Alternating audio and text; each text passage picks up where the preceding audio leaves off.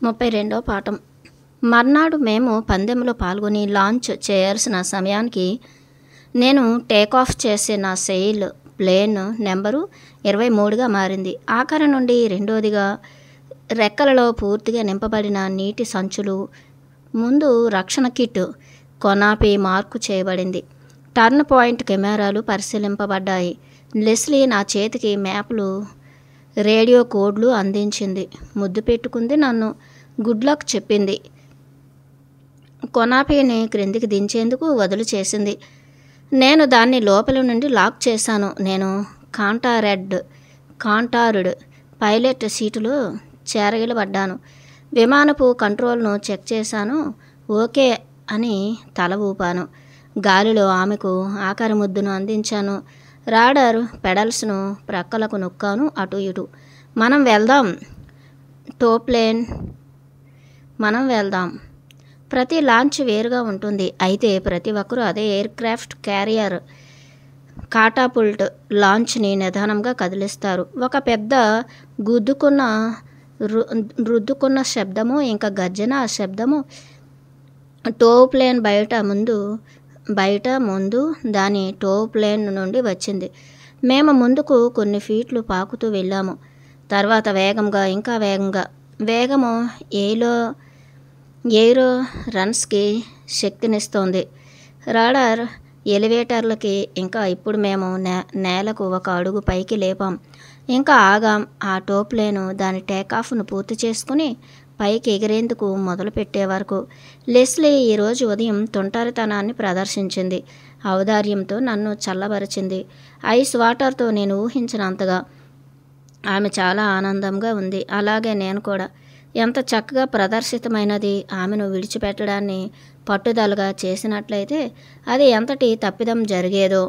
5 నిమిషాల తర్వాత ఆ లైన్ చివర పైకి లేవటానికి సన్నద్ధమయ్యాం. టెన్షన్ని వదులు చేసేందుకు ఒక డైవ్. ఇంకా నేను హ్యాండిల్ను లాగాను. ఒక తేలికపాటి విడుదల కోసం. అక్కడ ఒక మంచి థర్మల్ ఎయిర్పోర్ట్ దగ్గరలో ఉంది.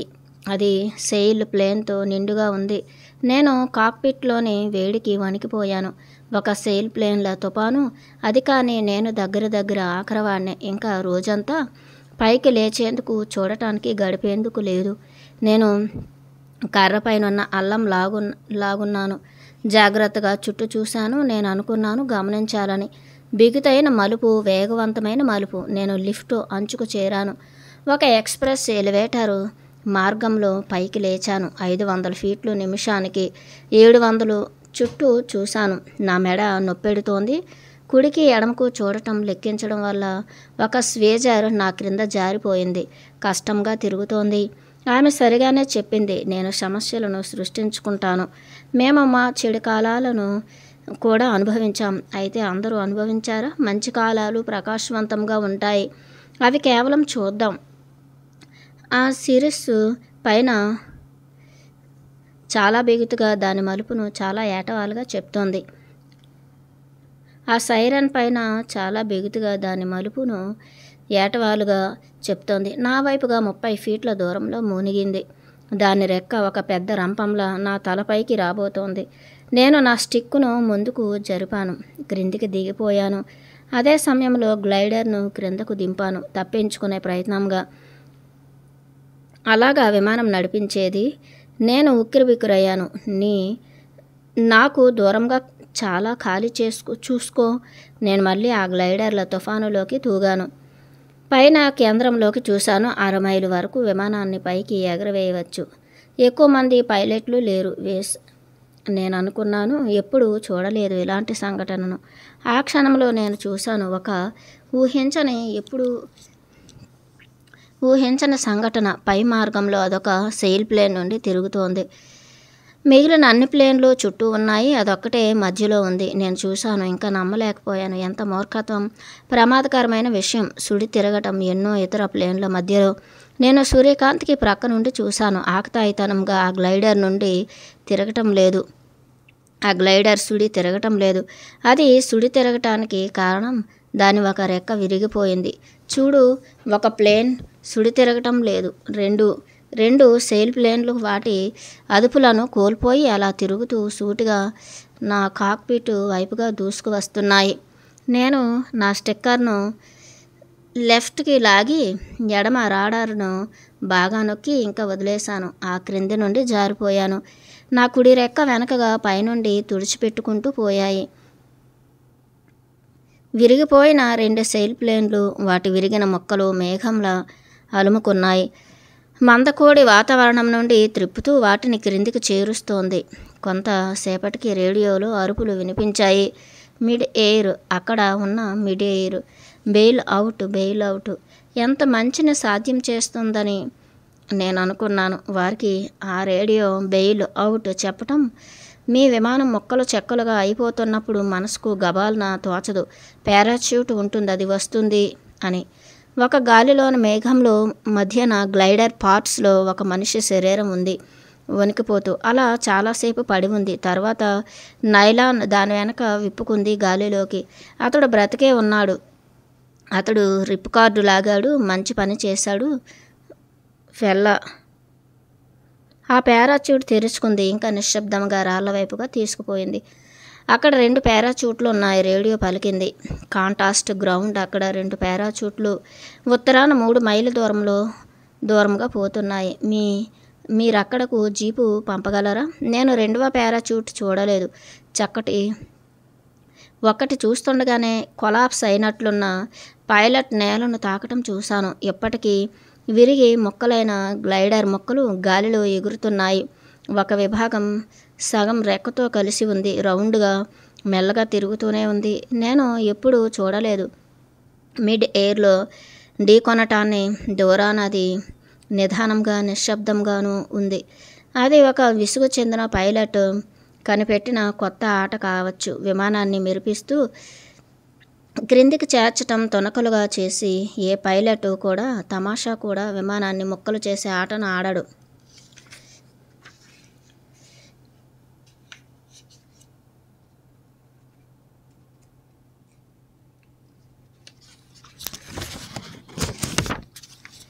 ఆ రేడియో మళ్ళీ మోగింది. ఎవరికైనా ఆ పైలట్లు కనిపిస్తున్నారా? ఆ నమ్మకంగా. ఆ 2 నాకు కనిపిస్తున్నారు. ఎలా ఉన్నారు వాళ్ళు? వారు బాగానే ఉన్నట్లు చెప్పగలవా? ఆ 2 బాగానే ఉన్నారు. కనిపించేంత మట్టుకు 2 నేలపై ఉన్నారు. చేతులు ఊపుతున్నారు. Thank you God. ఒకే ఛాన్స్ మనం వాళ్ళను బ్రతికి ఉండగా చూడగలం. మనం తక్కువ ప్రదేశంలో ఎక్కువ విమానాలతో ఉన్నాం. 4 పైలట్లు పందెంలో ఉన్నారు. నేను అనుకున్నాను వారు స్త్రీలు. స్త్రీలకు అది ఎలాంటి అనుభూతినిస్తుంది?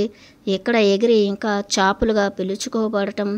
అదంతా అయ్యేసరికి నేను వేడికి బిగుసుకుపోయాను. నేను దీనిని నిన్న చూశాను. దానికి ఎంత వ్యతిరేకంగా జరిగింది. కేవలం ఆ మిడ్ ఎయిర్లో నేనెప్పుడూ చూడలేదు. రాబోయే ముందు రోజును నేను ట్రైలర్ రూమ్లో నేలపై పడుకుని ముందుగానే చూడగలిగాను. లేదు, నేను చూడలేదు. అది నాకే జరిగింది. ఒక రెక్కతో దెబ్బ తగలటం. అది బహుశా నాకు జరిగేది. ఆ క్రింద ఎడారిలో ఇంకా ఆ 2 ఆ ఆశ్చర్యకరమైన కథలను చెప్పుకుంటూ జీపులోకి ఎక్కగలిగినంత అదృష్టవంతంగా ఉండేది కాదు.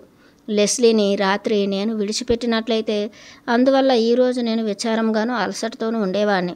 పందెంలో పాల్గొనక పూర్వం వరకు విశ్రాంతిని, చల్లదనాన్ని పొంది ఉండేవాడిని కాదు. అది బహుశా నాకే జరిగేది. నేను పైకి ఎక్కేందుకు తిరిగాను. ఆకాశం ఎడారిలా విడిచిపెట్టబడి ఉంది. ఒక్కసారి వాళ్ళు మొదలుపెట్టాక పందెపు సెయిల్ ప్లేన్లు ఆగవు. గుంపులుగా ఆ నాయకులు సహాయం చేసేటట్లయితే ముక్కుని క్రిందికి వంచి నా రేసర్ పూర్తి వేగంతో పర్వత సానువుల వైపు తిరిగింది. క్రింద రాళ్ళు దగ్గరవుతూ ఉండగా మేము క్రొత్త థర్మల్లోకి మారి వలయాకారంగా వాలుగా పైకి లేచాం. ఆ దృశ్యం నేను అనుకున్నాను, నన్ను రక్షించిందా? నేనిప్పుడు రక్షణకు పొందాను. ఒక కారణంతో. మరణానికి బదులుగా జీవించేందుకు ఎన్నుకున్నాను. ప్రేమించే నిర్ణయాన్ని తీసుకున్నందుకు ఇది నాకు లభించింది. ఇసుకలో జీప్ ట్రయల్కి తాడు కడుతూ ఉంటే అది జరిగింది. కట్టి ఇంకా పిక్ ఆప్ ట్రక్ వైపుగా గంటకు 10 మైళ్ళు చొప్పున తీసుకువెళ్తున్నాను. నేను ట్రక్ను ఆపి సీబీ మైక్రోఫోన్ వద్దకు వెళ్ళాను. ఆమెకి కాల్ చేద్దామని. హాయ్ వుక్, నేను మాట్లాడేది నీకు వినిపిస్తోందా? కొన్ని క్షణాల నిశ్శబ్దం తర్వాత ఇంకా ఆమె జవాబిచ్చింది ట్రైలర్లోని రేడియో ద్వారా. అవును, ఎందుకు నీవు ఆగావు? అక్కడ ఒక పాముంది మార్గాన్ని అటకాయిస్తూ. నీవు పాముల పుస్తకాలతో రాగలవా? నేను నీకు వివరణ ఇస్తాను, ఒక్క నిమిషం స్వీటీ. నేను ట్రక్కును ముందుకు తీశాను. ఆ జంతువుకు ప్రక్కగా తిప్పాను. అది దాని నల్లని నాలుకతో గాలిని నాకుతోంది. క్రోధంతో నేను ఇంజన్ను వేగవంతం చేసి పోనిచ్చినప్పుడు అది మసగ్గా కనిపించింది. దాని తోకపై నిలిచి విషయాన్ని కక్కడాన్ని ఒక్క పొడి దగ్గులాంటి బుస్ మన్న శబ్దంతో నేను నిన్ను హెచ్చరిస్తున్నాను. ఎంత ధైర్యం గల పాము! నాకు కనుక అంత ధైర్యం ఉంటే నేను నిలబడేవాడిని. 3 బ్లాకులు ట్యాంకుకి పొడవుగా, 6 బ్లాకులు వెడల్పుగా. కోపంతో నీవు ముందుకు చుట్టుకోకు, నేను హెచ్చరిస్తున్నాను నిన్ను. పాముల పుస్తకాలు పట్టుకున్నాను. ఆమె రేడియోతో చెప్పింది. జాగ్రత్తగా ఉండు, ఇప్పుడు లోపలే ఉండు, డోర్ తీయకు సరేనా? ఆ పాము చెప్తోంది. నీవామెను వింటున్నావా? ఇంకా జాగ్రత్తగా ఉండు, ఇది నా ఎడారి. నీవు నాతో కలిసి బ్రతుకుతున్నావు. నేను నీ ట్రక్కును చంపేస్తా. మరో మార్గం లేదు. ఆ పసుపు రంగు కనుగుడ్లు త్రిప్పకుండా నా వైపే చూస్తోంది. దాని నాలుకతో గాలిని మరోసారి రుచి చూసింది. లెస్లీ తన కుతూహలంతో ఆగలేకపోయింది. నేను బయటకు వస్తాను చూడటానికి. వద్దు, నువ్వక్కడే ఉండటం మంచిది. ఈ ఇసుకలో ఎక్కడో దీని గూడు ఉండి ఉండవచ్చు, సరేనా? నిశ్శబ్దం. లెస్లీ నిశ్శబ్దం. మిర్రర్లో నేను చూశాను, రేర్ వ్యూ మిర్రర్లో నేను చూశాను. తను ట్రైలర్ నుండి బయటకు అడుగుపెట్టి నా వైపుగా రావటాన్ని ఒక విషయం మీరు సాధించలేకపోతున్నారు. ఈ నూతన స్త్రీ పురుష సంబంధాలతో నేననుకున్నాను అదే వినమ్రత. నన్ను క్షమించు, నేను ఆ పాముతో అన్నాను. మనం వెనక్కు వెళ్ళటం మంచిది. నేను వెనక్కు రోడ్డుకు ప్రక్కగా తీసుకువెళ్ళాను బండిని. ఆమె కోసం ఆపాను. ఆమె తన కుడి చేతితో పుస్తకాలున్నాయి. A field guide to North American reptiles and amphibian and a Sierra Club naturalist's guide the desert south west. పాము ఎక్కడ ఉంది? మన కోసం వేచి ఉంది, నేను అన్నాను. ఇప్పుడు నేను నిన్ను లోపలే ఉండమని చెప్పానుగా. నీవు ట్రక్కులో నుండి బయటకు వచ్చి తిరగటం నాకు ఇష్టం లేదు. నీవు వినలేదా? నేను వినను. ఒకవేళ నీవు వినకు. అక్కడ ఒక సాహసమేదో గాలిలో చోటు చేసుకుంది. ఆ పాము కదలలేదు. ట్రక్కుపై బుస్సుమంటోంది ఆపటానికి.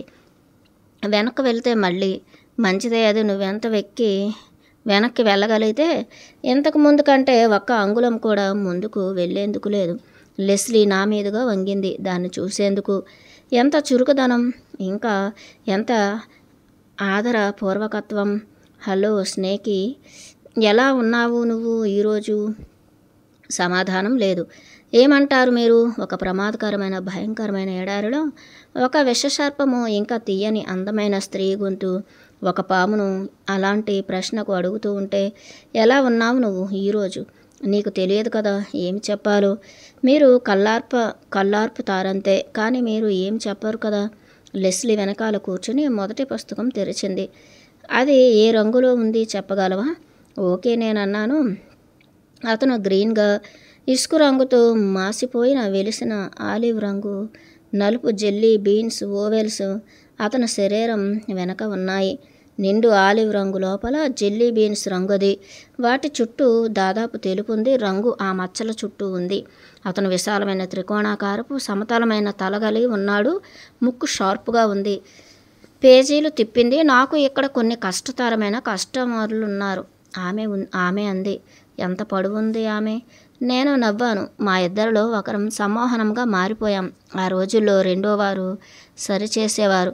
సూక్ష్మంగానా కాదా అంటే సరిపడినంతగా.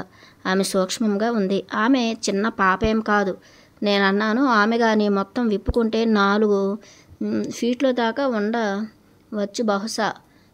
ఆ ఓవెల్ మార్కులన్నీ తోక దగ్గరకు వచ్చేసరికి ఒకదానికొకటి క్రాస్ చేసుకుంటున్నాయని నీవు చెప్పగలవా అంది ఆమె.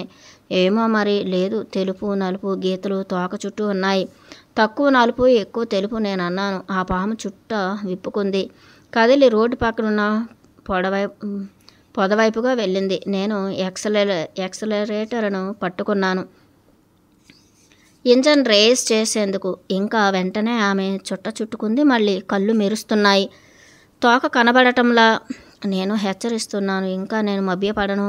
నువ్వు ఒక చచ్చు ట్రక్తో మరొక దాన్ని తెస్తున్నావు. వెనక్కు నిలబడు, సరిగా నిలబడు, లేదా నాకు సాయం చేయి. కొలతలు లెక్కించావా? 25 వరుసలు అడిగింది లెస్లీ. అదే తెలుపు నలుపు చక్రాలు తోకలు చుట్టూ ఉన్నాయా? ప్రయత్నించు. లేత రంగు గీత కంటి వెనకాల దాకా పెరిగి వచ్చి నోటి యాంగిల్ పై వరకు ఉందా? కంటి వెనకాల లేత గీత కనబడుతోందా? ఇలాంటిది. ఆ పాము అంది. ఏమి చెప్పాలి ఇంకా నీకు? ఇప్పుడు నీ చేతులు వదిలి నేను ఏం చేస్తున్నానో అది చూస్తూ ఇంకా వెనక్కురా మెల్లగా. నువ్వు చెప్పేది రైట్, నేను అన్నాను. ఆమె ఏమిటది? Mojave rattle snake. ఆమె చదివింది. క్రోటాలస్ స్కుటెల్లేటస్. ఆమె ఫోటో చూడు. ఆ ఫోటోలోని పాము నవ్వటం లేదు. ఆమె న్యాచురలిస్ట్ గైడ్ తెరిచి పేజీలు తిప్పింది. డాక్టర్ లావే చెప్పేదేంటంటే ఆ మొజావే ఒక ప్రత్యేకమైన విషయాన్ని కలిగి ఉంటుంది. అది న్యూరోటాక్సిక్ పదార్థాన్ని తయారు చేయలేని విధంగా. ఇంకా అది కరచిందంటే చాలా ఎక్కువ సీరియస్గా ఉంటుంది. మరే ఇతర పశ్చిమ డైమండ్ బాక్ తరగతులకు చెందిన వాటితో ఇది ఒక్కోసారి తికమక పెడుతుంది. నిశ్శబ్దం. అక్కడ ఏ వెస్టర్న్ డైమండ్ బాక్స్ దగ్గరలో లేవు. ఆ పాము గురించి తికమక పడేది లేదు. మేము ఒకరినొకరం చూసుకున్నాం. లెస్లీ, మనం ట్రక్కులోనే ఉండటం మంచిదేమో ఆమె అంది. నేనేమో బయటకు వెళ్ళాలన్న గాఢమైన అర్జిల్తో లేనులో నువ్వు బాధపడటానికి పట్టుదల అంతగా దాని గురించి. యా మొజావే బుస్సుమంది గర్వంగా, ఇంకా ఉగ్రంగా. నువ్వేది? త్వరగా లెస్లీ పైనుండి చూసేందుకు ప్రయత్నించింది. ఆమె ఏమి చేస్తోంది? ఆమె నాకు చెప్తోంది నేనేది త్వరపడి చేయాలనుకోవద్దు అని. కొంతసేపటికి అది చుట్ట విప్పింది. మా కళ్ళలోకి చూస్తోంది. మా నుండి ఏవైనా ట్రిక్స్ వస్తాయేమోనని. అక్కడ అవేవి మేము చేయలేదు. అది నన్ను కరిస్తే నేను అనుకున్నాను నేను చనిపోతాను. అయినా చావను. నేను నా మానసిక శక్తులను క్రిందికి దించుతాను. ఆవేశాన్ని నీరుగా లేదా వేర్లతో చేసిన బీరుగా మారుస్తాను. ఈ ప్రపంచపు నమ్మక విధానమైన పాములు చంపుతాయి అన్నదానికి శక్తిని ఇవ్వను. నేను అలాగే చేస్తాను. నేను అనుకున్నాను. అయితే ఇప్పుడు నేను పరీక్షించుకోవాల్సిన అవసరం లేదు. మేము ఆ పామునే చూస్తూ ఉన్నాం ప్రశంసాత్మకంగా. అవును, నేను నిట్టూర్చాను. నా గురించి నేను ఒక మూర్ఖమైన విసిగెత్తించే బాధ్యతను ఊహించసాగాను. చంపేయడాన్ని. ఒకవేళ ట్రైలర్లోకి ప్రవేశించి అందరినీ గరవటం మొదలు పెడితే ముందుగా ఒక పార అందుకొని ఇప్పుడే దాన్ని నాశనం చేసేస్తే, అది జరగకముందే ఆ చాలా భయంకరమైన విషసర్పాన్ని గన్ తెచ్చి పేల్చివేస్తే, లెస్లీని చంపకముందే. ఓహ్ రిచార్డ్, ఎంత ఆశాభంగం కలుగుతోంది. అది నీలో ఒక భాగము ఇంత అసహ్యంగా, ఇంత క్రూరంగా ఆలోచిస్తోంది. చంపటం. నీవు ఎప్పుడు ఇంతగా ముందుకు పోయావు ఈ స్థాయికి? అదే ఎలాగైనా భయానికి సంబంధించిందే కదా. నేను తప్పుగా ఆలోచించినందుకు నిందించుకున్నాను. ఆ చావు ఆలోచన ఒక భయానికి సంబంధించిన అజ్ఞానపు సలహా. నేను ఆ సలహాకు బాధ్యుణ్ణి కాదు. కేవలం నా కార్యం మాత్రమే నా చివరి అవకాశం ఈ పాముకు విలువనివ్వటం. ఆమె ఒక జీవితపు భావ ప్రకటన. జీవితం ధర్మంగా సత్యంగా ఉందా, లేక ధర్మం తప్పి తప్పుగా ఉందా? ఒక 2 కాళ్ల పరికరాన్ని ఉపయోగిస్తే ఒక ట్రక్కును నడిపిస్తూ అంత కఠినంగా ఆ జీవి నుండి నేర్చుకోవటం. ఆ క్షణంలో నేను ఎవరైనా ఆ ధైర్యవంతమైన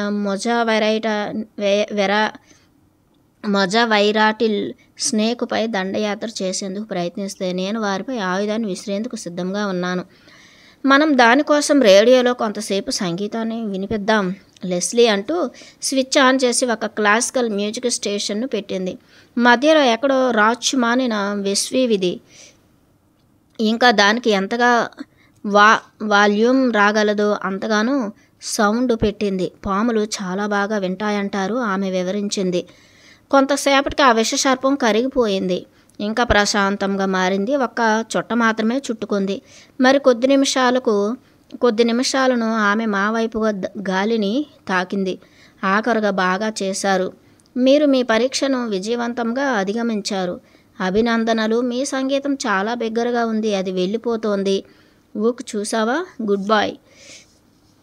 ఇంకా ప్రక్కనే ఉన్న పొదల్లోకి ఆ శ్రీమతి విషసర్పం గారు మెత్తగా పాకుకుంటూ వయ్యారంగా వెళ్ళి ఆ పొదలో మాయమైపోయారు. బాయ్ లెస్లీ పిలిచింది. బాయ్ లెస్లీ పిలిచింది. ఇంకా చెయ్యి ఊపింది. దగ్గర విచారంగా. నేను బ్రేకును వదిలాను.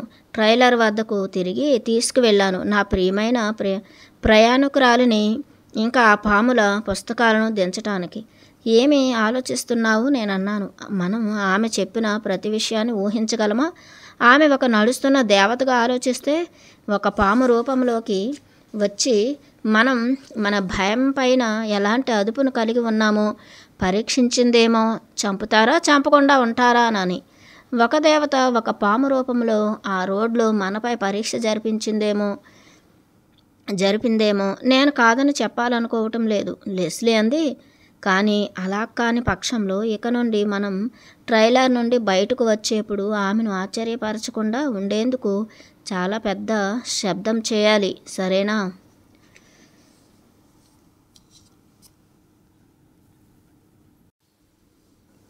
మన ఆలోచనలను మారిస్తే ఇంకా మన చుట్టూ ఉన్న ప్రపంచం మారిపోతుంది. అరిజోనాలో వేసవిగా మారింది. కొద్దిగా వేడి ఎక్కువైంది. మా వైపున అది వేరే విధంగా చూడవలసిన సమయం. ఉత్తరం వైపు కన్నా కొంచెం ఎక్కువ చల్లదనమా.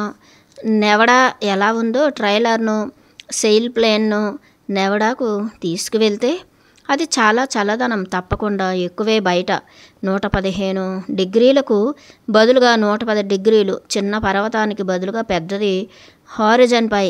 ట్రైలర్లో జనరేటర్ ఫెయిల్ అయ్యింది. 3 రోజులు ఆగకుండా ప్రయత్నించి మరమ్మతులు చేసి ఇంకా అది పనిచేయసాగింది. త్వరలోనే జనరేటర్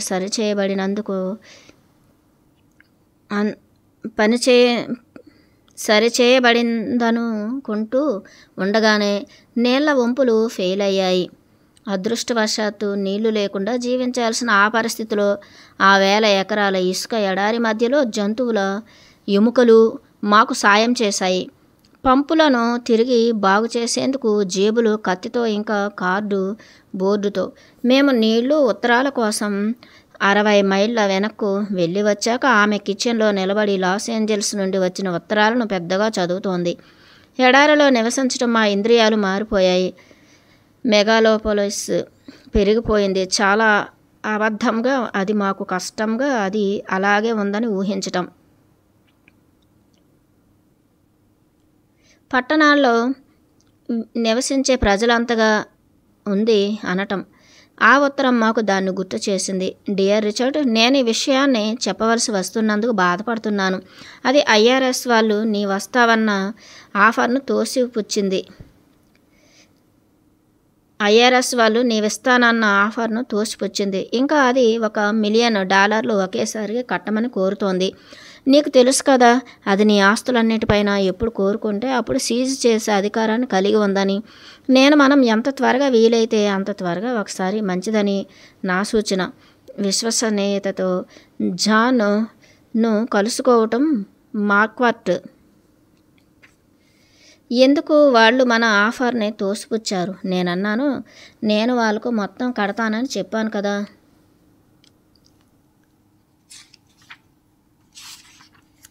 ఎక్కడో తప్పుగా అర్థం చేసుకోవటం జరిగింది, లెస్లీ అంది. మనం అదేమిటో తెలుసుకోవటం మంచిది. మేము ఆ ఎడారిలో ఎక్కడో ఉన్న గాన్ స్టేషన్ ఫోన్ దగ్గరకు వెళ్ళి తెల్లవారి ఉదయం 9 గంటలకు మార్క్వెట్తో మీటింగును ఏర్పాటు చేసుకున్నాం. కొద్దిపాటి బట్టలు సర్దుకుని మేయర్లో బాగా వేగంగా బయలుదేరి ఆ దేశాన్ని దాటి లాస్ ఏంజల్స్లో దిగాం. సూర్యాస్తమయ సమయానికి. మీరు ఆ స్థానాన్న ఆఫర్ వల్ల సమస్య లేదు చెప్పాడు మార్క్వెట్. మర్నాడు దయ కలిగినప్పుడు అసలు సమస్య నీ గొప్పతనం. ఏమిటి సమస్య? ఇది మీకు నమ్మేందుకు కష్టంగా ఉండవచ్చు. ఇంకా నేను కూడా ఇంతకు ముందెప్పుడు వినలేదు. నాకుగా ఆ IRS వాళ్ళు ఇప్పుడు గొప్ప పేరున్న వారి వద్ద ఎలాంటి ఆఫర్స్ని ఒప్పుకోవద్దని ఒక నియమం పెట్టింది. ఏమిటో? ఏది వాళ్లకు నన్ను గొప్పవాడిగా ఆలోచింపజేసింది? ఆయన తన కుర్చీని రౌండ్గా తిప్పుకున్నాడు. నేను అడిగిన దానికి కూడా.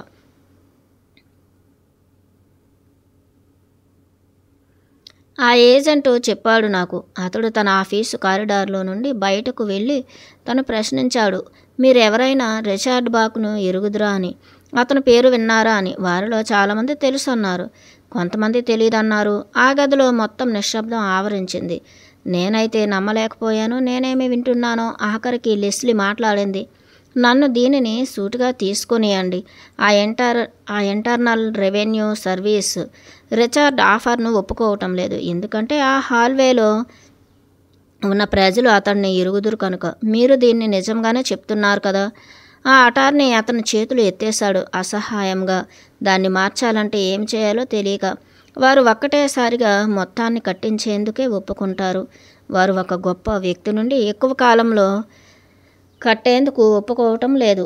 ఒకవేళ మేము నష్టపోయిన వ్యాపారవేత్తలమైతే వారు ఆ ఆఫర్ను ఒప్పుకునేవారు, ఆమె అంది. అయితే అతడు రిచర్డ్ బాక్ కనుక వారు ఒప్పుకోవటం లేదు. అవును, అంతే అతను అన్నాడు. కానీ అది భేదం చూపిస్తోంది దానికి. మీరు దానిపై కోర్టులో అప్పీలు చేయవచ్చు. బహుశా మీరు గెలుస్తారు. అందుకు 10 సంవత్సరాల కాలమైనా పడుతుంది. సరే, అయితే చెప్పండి, ఎవరు ఈ వ్యక్తికి బాస్? నేను అన్నాను. అక్కడ ఎవరో ఒకరి ప్రమేయం ఉందనిపిస్తోంది. ఈ సమయంలో మీ కేసును ఎవరైతే వాదిస్తున్నారో అతడే బాస్. అతడే ఆ గొప్ప నియమాన్ని రచించినవాడు. నేను లెస్లీ వైపు చూశాను. ఇప్పుడు మనం ఏం చేద్దాం? ఆమె మార్క్వెట్ను అడిగింది. రిచర్డ్కు ఉన్న మొత్తం ధనాన్ని వారికిచ్చేందుకు సిద్ధంగా ఉన్నాడు. మేము అతనికి ఉన్న మొత్తం ఆస్తులను ఆ పేమెంట్ కోసం అమ్మేసేందుకు సిద్ధంగా ఉన్నాడు. అతడు అందుకోసం ఈరోజే సగం చెక్కులు వ్రాసేందుకు సిద్ధంగా ఉన్నాడు. ఒకవేళ వారు సీజ్ చేయకుండా ఒప్పుకుంటే ఏది మిగులుతుంది? అతడు మిగిలిన దానిని 1 సంవత్సరం తర్వాత కట్టేస్తాడనుకుంటున్నాను. ముఖ్యంగా అతడు తిరిగి తన పనిని చేయగలిగినట్లయితే. అయితే అతను చిత్ర పరిశ్రమలో ముందుకు పోలేడు. అతడు ఒకవేళ IRS వాళ్ళు ఇలా తనను ఊడ్చిపెట్టేలా అతని చేతిలో పనినంతా లాగివేసినట్లుగా చేస్తే అతనేం వ్రాయలేడు. ఒక ఆలోచన నా బుర్రలో తలుక్కుమని మెరిసింది. మరో ఏజెంట్ వద్దకు వెళ్తే నేను అన్నాను, తప్పకుండా మనకు ఏదో ఒక మార్గం దొరక్కపోదు. మరో ఏజెంట్ వద్దకు దీనిని మార్చినట్లయితే? అతడు తన డెస్క్పై పేపర్లన్నింటినీ సర్దాడు. మనం చూద్దాం. మీరు ఇప్పటికీ 7 ఏజెంట్లను కలిగి ఉన్నారు. వారు బుల్లీ, పారోసిట్, ఘూనే, స్టేడిస్ట్, శాడిస్ట్, బ్లటిక్కర్, ఫ్రాడిక్యుయేట్, ఇంకా టీస్ట్. వారెవరూ కూడా బాధ్యత తీసుకునేందుకు సిద్ధంగా లేరు. వారిలో ఎవరు దానికి ఒక మార్గాన్ని కనిపెట్టాలని లేరు. లెస్లీ ఓర్పు హరించింది. వారికేమైనా పిచ్చా? వాళ్ళు ధనం వద్దనుకుంటున్నారా? వారికి అర్థం కావటం లేదా? ఈ మనిషి మొత్తం కట్టేయాలనుకుంటున్నాడని వారికి ఇతడు పారిపోవాలనుకోవటం లేదు. లేదా $1 పైన 30 సెంట్లు కట్టాలనుకుంటున్నాడు. అతడు వారికి మొత్తం కట్టేయాలనుకుంటున్నాడు. వారు ఏ రకమైన దేవుడు శపించిన మూర్ఖులు అసలు? ఆమె అరిచేసింది. ఆ ఒత్తిడిలో ఆమె కళ్ళలో నుండి నీరు వచ్చేసింది. మార్క్వెట్ చాలా ప్రశాంతంగా ఉన్నాడు. అతడు అలాంటి సంఘటనలను ఎన్నింటినో చూసినట్లుగా. లెస్లీ విను, దీన్ని నీవు అర్థం చేసుకోవటం ముఖ్యం. ఆ IRS అనేది చాలా తెలివి తక్కువ వారి చేతిలో ఉంది. వారిలో కొందరు చాలా భయస్థులు, దుష్టులైన, ప్రత్యుపకారము చేయగోరని వారిచే ఎప్పటికీ ప్రభుత్వము వెనుక దాపరికం చేసేవారితో నిండి ఉంది. నాకు తెలుసు. 3 సంవత్సరాలు నేను అక్కడ పనిచేశాను. ప్రతి ట్యాక్స్ అటార్నీ కూడా ప్రభుత్వం కోసం ముందుగా తాను పనిచేయాలి, శత్రువుల గురించి తెలుసుకునేందుకు. ఒకవేళ మీరు IRSలో పనిచేయనట్లయితే మీరు ట్యాక్స్లను గూర్చిన వీటిని సరిగా ఉపయోగించలేరు. మీరు నమ్మలేకపోతున్నారు. మీరు దేనితో సంబంధించి ఉన్నారో. నేను తెల్లగా పాలిపోయాను. అప్పుడు చెప్పుకుపోతూ ఉంటే IRS నువ్వు కానీ దేశం వదిలి పారిపోతావని ఆలోచించదు. అది ఎప్పుడంటే అది టెలిఫోన్ కాల్స్కి, లెటర్స్కి స్పందించినప్పుడు, జవాబు ఇవ్వనప్పుడు మాత్రమే ఆ విధంగా భావిస్తుంది. మనం ఒకేసారిగా నెలల కాలాన్ని అనుభవించలేం కదా. ఈ విధమైన విషయాలకు ఎవరు బాధ్యతను తీసుకునేందుకు ఇష్టపడరు. ఈ మొత్తం ఒక తప్పిదం. ఇంకా వారు ప్రెస్ ద్వారా ఆక్షేపింపజూస్తారు. నీవు చిన్న పెద్ద స్త్రీల వెంటపడి తిరగమని వెళ్ళగొట్టు.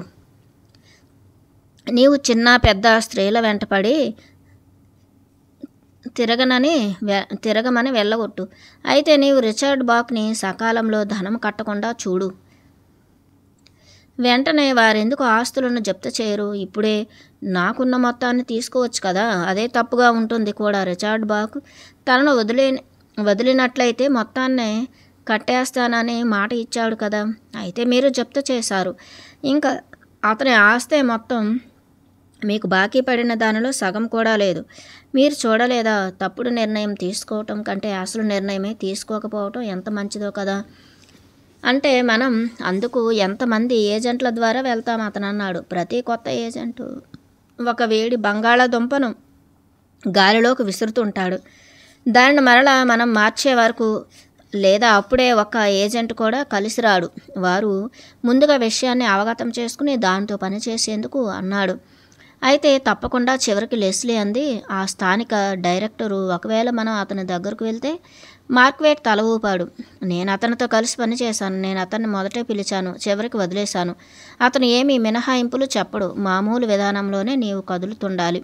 అతను చెప్తాడు, మనం ఎవరైతే దీనికి నియమితులై ఉన్నారో వారితోనే దానిని చేయించుదాం అంటాడు.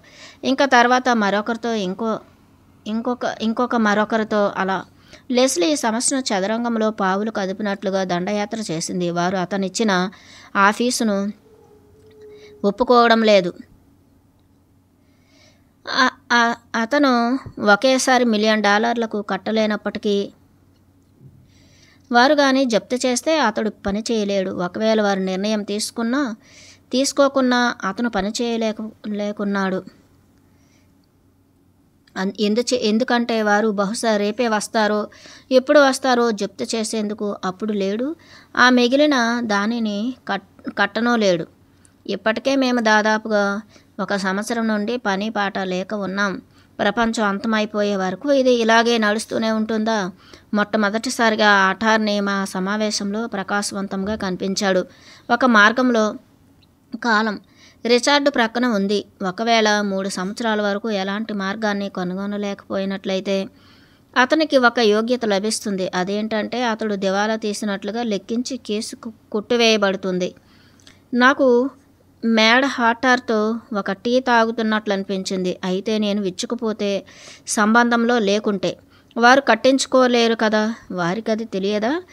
అవునవును, వారు చేస్తారు. అయితే వారు కొంతకాలం వేచి చూస్తారని నాకు అనిపిస్తోంది. నేను అనుకోవటం వారు నిన్ను దివాలా తీయించాలనుకుంటున్నారని. ఎందుకు? నేను అన్నాను. ఏ రకమైన పిచ్చితనం? వారు ఒకవేళ నేను కడతానన్నట్లుగా కట్టనిస్తే వారికి $1 మిలియన్ వస్తాయి కదా. అతడు నన్ను విచారంగా చూశాడు. నీవు మర్చిపోవద్దు రిచర్డ్, ఒకవేళ నీవు దివాలా తీస్తే అది IRS నిర్ణయం కాదు. అది నీ నిర్ణయం. అక్కడ ప్రభుత్వం వారికి ఎలాంటి అవమానము ఉండకూడదు. ఏ ఒక్కరూ బాధ్యతను తీసుకోరు. ఏ ఒక్కరికి ఆక్షేపణ లేదు. ఆ అప్పు ధర్మం ప్రకారం రద్దు చేయబడుతుంది. ఆ తర్వాత అదేమంత చెడ్డ విషయం కాగల స్వేచ్ఛ కలిగి ఉన్నావు.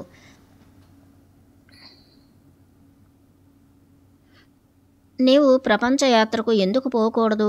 మంచి హోటల్స్లో ఎందుకు గడపకూడదు? కొన్నాళ్ళకు ఒకసారి నాకు ప్యారిస్ నుండో, రోమ్ నుండో, టోక్యో నుండో కాల్ చేయవచ్చు కదా. 3 సంవత్సరాల లెస్లీ అంది. 3 సంవత్సరాల లెస్లీ అంది దివాలా తీసేందుకు. ఆమె నా వైపు చూసింది. ఆమె కన్నులలో మా ఇద్దరి పట్ల సానుభూతి ఇంకా తర్వాత పూరించింది. లేదు, అది కాదు జరగబోయేది. మేము దీనిని సెటిల్ చేస్తాము. ఆమె కళ్ళు మెరిశాయి. గొప్పగా ఉండకపోని ఎదురుగా వెళ్లేందుకు మరో ఆఫర్కి ప్రయత్నిస్తాం. దీనిని చాలా మంచిగా చేయగలిగితే వారు ఇంకా దిగజారరు కదా. ఇంకా దేవుని దయ వల్ల ఈ కేసుని వాదించగల దమ్మున్న వారెవరో ఒకరు దొరుకుతారేమో. మార్క్వేట్ నిట్టూర్చాడు. అది ఆఫర్లకు సంబంధించిన విషయం కాదు. అయితే అతను ప్రయత్నించేందుకు ఒప్పుకున్నాడు. ఒక గుమస్తా లోపలికి పిలువబడ్డాడు. ఇతర లాయర్లు సంప్రదించేందుకు పిలువబడ్డాడు. కాలిక్యులేటర్లలో చాలా అంకెలు లెక్కించబడ్డాయి. చాలా పేపర్లు డెస్క్పై అటూ ఇటూ కదులుతూ శబ్దించాయి.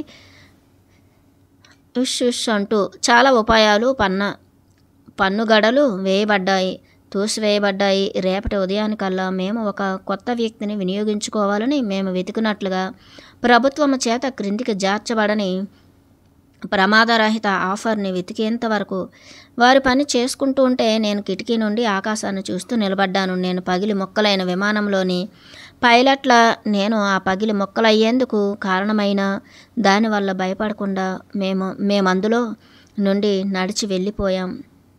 మేము బయలుదేరడం పూర్తయింది. అది జరిగిపోయిందన్న రిలీఫ్తో. గుర్తుందా నీకు? మొజావే విషసర్పం, లెస్లీ అంది. మేము ఆ సమావేశం నుండి బయటపడి ఎలివేటర్ ద్వారా పార్కింగ్ బీచ్లోకి వచ్చినప్పుడు. తప్పక కాండెల్ ఫైలిస్ న్యూటోమోర్ఫాలస్, దాని విషానికి విరుగుడు ఇంతవరకు ఎవరూ కనిపెట్టలేదు. నేనన్నాను. అయితే నాకు గుర్తుంది, ఒక ధైర్యవంతమైన సర్పము ఆమె. అది వాస్తవాన్ని నీకు తెలియజేసింది. కొన్నాళ్ళ తర్వాత ఈ విధంగా ప్రయత్నించాల్సి ఉంటుంది. ఐఆర్ఎస్లోని విషయాలను అది ఎంత మంచిది కదా. ఆ ఎడారిలో కూర్చుని ఇంకా ఆ సత్యవంతమైన గౌరవనీయమైన ముక్కుసూటిగా వ్యవహరించిన ఆ విషసర్పపు ప్రవర్తన. మేము నెవాడాకు తిరిగి వచ్చేసాం. ఎంతో వ్యయ ప్రయాసలతో వచ్చేసరికి మా చక్రాలపై ఇల్లు మొత్తం లోటీ చేయబడింది. తలుపులు బోర్లా తీసి ఉన్నాయి. పుస్తకాలు అల్మరాల ఖాళీ, డ్రాయర్లు ఖాళీ. మా దగ్గర ఉన్న ప్రతి ఒక్కటి పోయాయి. ఆ చక్రాల ఇంటిలో ఉన్నాయనుకున్నవి అన్నీ.